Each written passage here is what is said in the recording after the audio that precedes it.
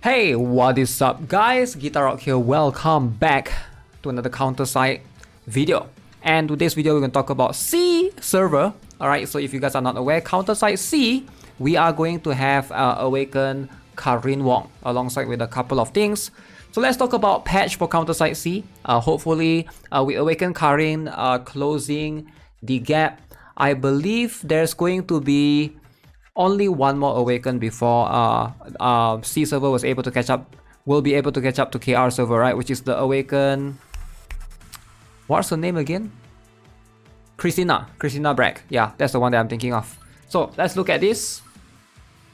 So this is what C server will be getting. Alright, so we will be getting a lot of these things, maintenance as usual. So events upstream, the bitter end, event missions, event shop unlock. Okay, so this is going to be the new things alongside with pure possibilities. So they will be added Nanahara Family Alliance, Ethereal, Moon Splitter Substream Shop. So this is going to be a separate event as well. New units will be added to the Alterium reactor system. So Global already has this. So now C will be getting Awaken Yumina, which will allow her to basically use special skill again and has some invisibility or sort of like an immortality during when her HP drops below 1 HP, right? So that's one. Liumi, if I'm not mistaken, now she has a barrier, about 20% HP or something when she uses special skill.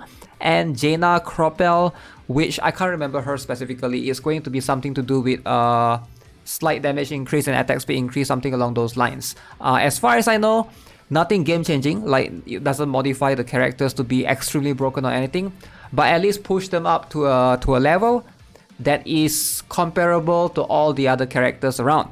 Alongside with that, a company reinforcement season punch in. So as you can see, 12th of September, 26th of September, we're going to have this particular one. Crossroads counter cases unlock. Damn, it's been a while since I've heard the word Crossroads for KARIN Wong and Zhu Xiang. I'm pretty sure this is a throwback to the first event ever for C server. Alright, so C server's first official event, I believe, was the Crossroads event. We also have new classified recruitment for Minerva KARIN Wong. This is going to be the Awaken KARIN Wong.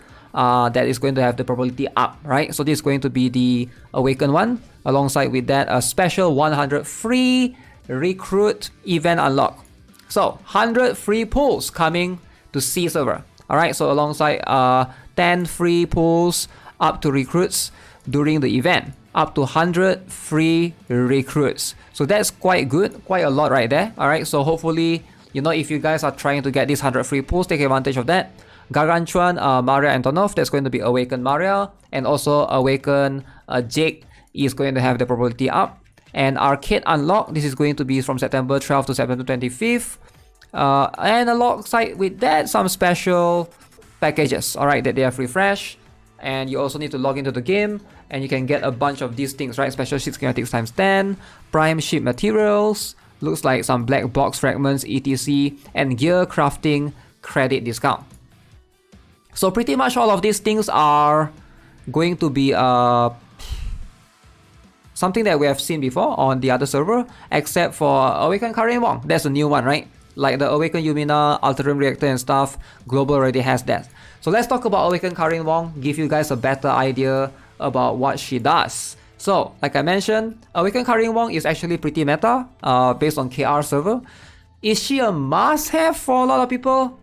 She does help a little bit with the Awaken, I mean not Awaken, she does help with some bosses like the Tyrant Gigas, bosses that requires you to hit multiple times or relies on attack speed.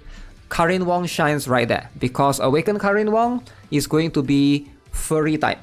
Alright, so Fury type meaning that she will be able to have her skills rely on attack speed as opposed to CDR or cooldown reduction, right? So Fury type is going to be a very different type, and I believe she is the first Awaken character with this particular feature.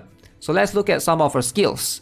So basic attack, this one you can see she does damage whatever, but apparently she does 25% more damage in PvE. So this is going to make her shine slightly more than you think. Alright, so in PvE she is not going to be that bad. I believe there's a lot of places that she can be used and utilized properly.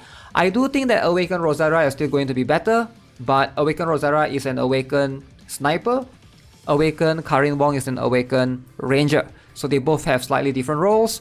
Awakened KARIN Wong being a ranger does mean that she sort of competes with a lot of other Awakened rangers, right? We have, for example, Awakened Seoyun, and we have Awakened Maria at that as well. So those two are going to be a little bit of a different variation. So passive skill, you can see right here, TA03 Road Make. So when an enemy is within 400 distance, from what I gather, this is like quite far. This hits almost the entire map, alright, except for the ship. So if an enemy is within this distance, alright, switches a weapon, fires a laser, deals damage to all enemies in the path with a slight knockback. And also she will inflict barrier reflux, not including ships of course. So this is going to be pretty good, the ability to remove barrier straight up, similar to Awakened Nayubin. So Awakened Nayubin, his uniqueness sort of like falls down even further now that with Awakened KARIN Wong in the mix. Alright, so immune to hit stun from special or lower skills while casting this particular spell or this particular shot, right? So again, this attack has 12 seconds cooldown. She has one more secondary effect in this passive skill. After every 8 basic attacks, including passive skill attacks, alright, 16 in PvE of course. If KARIN's HP falls below 70%, 40%, you know, she will dodge back in the direction of the allied ship, and she will cast enhanced attack if there's a ground enemy present. So this is going to be kind of good in PvP. In PvE, this one might not be that necessary. You probably won't be able to jump back as much. You know, if you have like proper healers and stuff, like ideally you want to put defenders first in most cases in PvE. Of course, it could depend on certain scenarios, certain situations. As you can see at level 5, the first laser attack increased attack by 5% for every enemy hit, and this can goes up to 50%. This is very good actually. She gets a lot of buff right here, and I believe her ultimate skill buffs attack as well. So let's have a look. So a special skill is where she drops this bulwark, alright, similar to KARIN Wong, the default SSR version. So she has a different bulwark this time, called the Palladium Bulwark. So upon descent, this barrier deals crit damage and gains 5% damage reduction for every enemy hit, up to 25%. So this particular wall will launch bombardment attacks and does AoE damage to enemies, alright, so not including ships, and will get destroyed after 8 attacks. Alright, so it's like a barrier that relies on attack speed to destroy rather than like the damage. After every 15 hits received, the wall will basically do a self-repair, okay, and recovers 20% HP, which is kind of interesting. Cast a barrier equal to 5% HP after casting skill.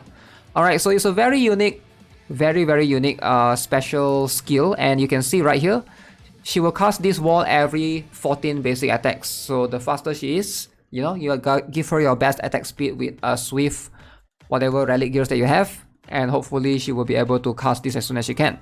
Now last but not least is the ultimate skill, Final Showdown Armament Aegis. So she's going to summon a ship that fires particle cannon, deals damage to all enemies. If the ground target is present, she will dodge back in the direction and cast enhanced attack. So you can see she also gains 25% attack for 12 seconds. That is a lot. That is a lot of attacks. So let's show you guys a little bit of footage of KARIN Wong if you guys have never seen her before. Big shout out to this particular channel that I found. I'll link it to you guys if you guys want to see the whole thing. But KARIN Wong, very cool, what is this? Entrance animation for an awakening. I think this is probably one of the coolest ones, right? Although it could be debatable that whether you like it or not. It does make her seem like she propels forward, but I'm pretty sure it's just the animation. She doesn't like move forward a little bit. That's something that I'll have to test out. And you can see that's a special skill, that bulwark that you just saw. It relies on her attack. Always keep in mind, she will be able to recast this bulwark every few attacks. So the faster she can attack, the better it is. So this particular laser is her so-called enhanced attack thing, that she will basically do damage. And that is the ultimate. The ultimate is pretty cool. As far as I know, it does decent damage as well. So yeah, Awakened KARIN Wong is one of the better Awakened characters. Definitely highly recommended to get her.